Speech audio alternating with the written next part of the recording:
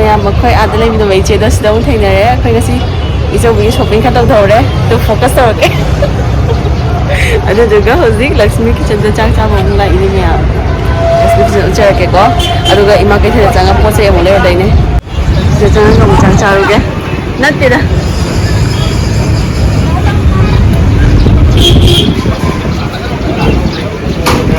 ꯑꯩ ꯀꯨꯏꯔꯦ ꯚꯤꯗꯤꯑꯣ ꯂꯧꯕ ꯉꯝꯗꯕ ꯌꯨꯝꯗ ꯂꯩꯕꯗꯒꯤ ꯆꯥꯛ ꯆꯥꯊꯔꯨꯒꯦ ꯂꯛꯁꯃꯤ ꯀꯤꯆꯟꯒꯤ ꯉꯁꯤꯗꯤ ꯃꯤꯅꯤ ꯕ꯭ꯂꯣꯛ ꯑꯣꯏꯗꯣꯏꯅꯦ ꯍꯥ ꯂꯩꯌꯦ ꯂꯩꯌꯦ ꯑꯩꯁꯨ ꯎꯔꯦ ꯐꯝꯖꯔꯒꯦ ꯑꯁꯣꯝꯗ ꯆꯪꯉꯒꯦ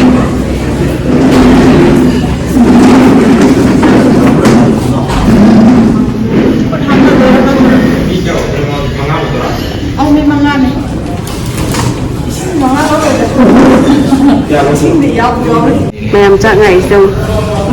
ꯆꯥꯛ ꯉꯥꯏꯕ ꯃꯌꯥꯝꯁꯦ ꯆꯥꯛ ꯌꯧꯔꯦ ꯑꯔꯥꯝ ꯈꯧꯔꯥꯡꯕ ꯀꯣꯝ ꯇꯧꯔꯦ ꯍꯧꯖꯤꯛ ꯆꯥꯛ ꯌꯧꯔꯦ ꯏꯟꯁꯥꯡꯁꯨ ꯂꯥꯛꯑꯅꯤ ꯌꯥꯝ ꯚꯦꯖ ꯁꯨꯝꯕ ꯚꯦꯖ ꯆꯥꯗꯣꯏꯅꯤ ꯃꯥ ꯄꯤꯌꯣꯔ ꯚꯦꯖ ꯆꯥꯗꯣꯏꯅꯤ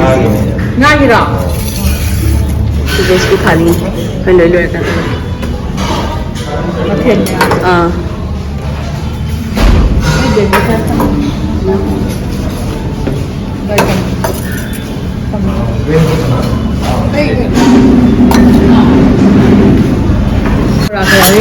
पनीर भी है yeah dạ mấy em bây giờ wow cái này khai cái này hào thứ hai này nơi nào cái na là như cái nào mày về sẵn em có làm một gì trong không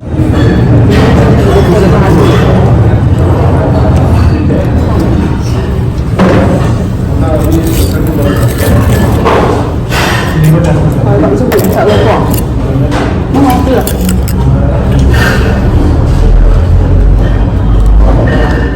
sao rồi dặm không hơi tăng vào cái này mua là lên trong ngành kia cho mình nữa xong rồi để em làm như vậy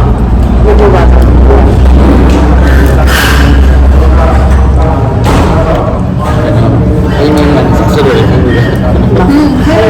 không thay đổi đấy thì chả làm quần suy là mình không nói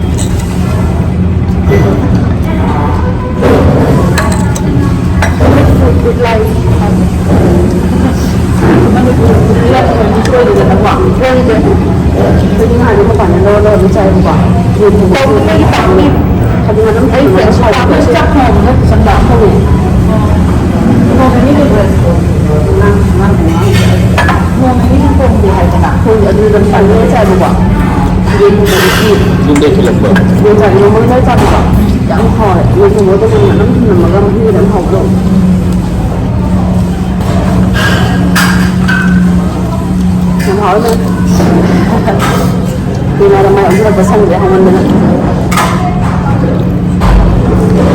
Nhưng đi luộc gì mình được.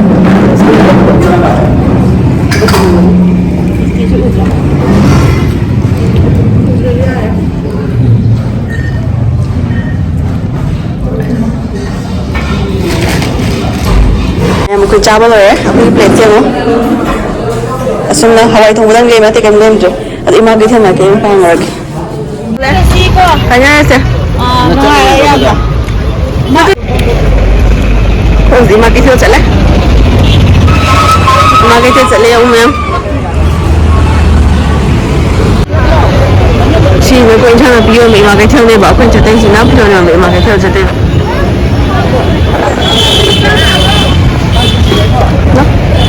ꯁꯤꯗꯒꯤ ꯍꯦꯛꯇ ꯂꯧꯔꯒꯦ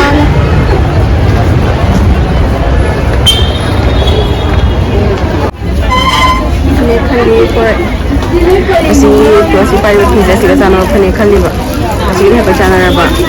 ꯑꯗꯣ ꯀꯣꯟꯐꯥꯠꯇꯕ ꯈꯔꯗꯤ ꯑꯇꯣꯞꯄ ꯌꯦꯡꯉꯤꯕ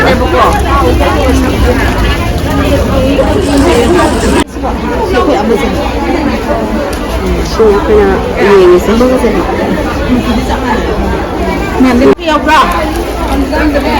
ꯅꯥꯆꯣꯡ ꯂꯩ ꯍꯧꯖꯤꯛꯅ ꯂꯨꯍꯣꯡꯕꯒꯤ ꯅꯥꯆꯣꯡ ꯈꯜꯂꯤꯅꯦ ꯏꯆꯦ ꯍꯣꯏꯒꯤ ꯁꯤꯗꯤ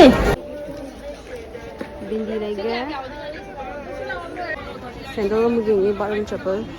ꯌꯨꯝꯗ ꯊꯣꯛꯂꯛꯄꯒꯤꯀꯣ ꯁꯦꯟꯗꯜ ꯇꯣꯡꯅꯤꯡꯉꯥꯏ ꯂꯩꯇꯕꯒꯤꯀꯣ